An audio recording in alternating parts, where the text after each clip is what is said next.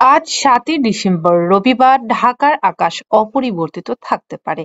উত্তর ও উত্তর-পশ্চিম দিক থেকে ঘন্টায় ৬ থেকে ১২ কিলোমিটার বেগে বাতাস প্রভাবিত হতে পারে। আবহাওয়া অধিদপ্তর জানিয়েছে, ঢাকা ও তার পার্শ্ববর্তী এলাকার তাপমাত্রা অপরিবর্তিত থাকতে পারে।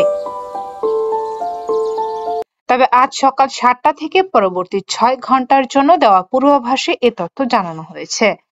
আবহাওয়া অফিস আরও জানায়, আজ সকাল ৬টায় তাপমাত্রা ছিল প্রায় ৪.১৮ ডিগ্রি সেলসিয়াস এবং বাতাসের আর্দ্রতার পরিমাণ ছিল ৬৫%। গতকাল সর্বোচ্চ তাপমাত্রা রেকর্ড করা হয়েছিল ২৮.৯ ডিগ্রি সেলসিয়াস। তবে আজ সর্বনিম্ন তাপমাত্রা পাওয়া গেছে ১৮.২ ডিগ্রি সেলসিয়াস।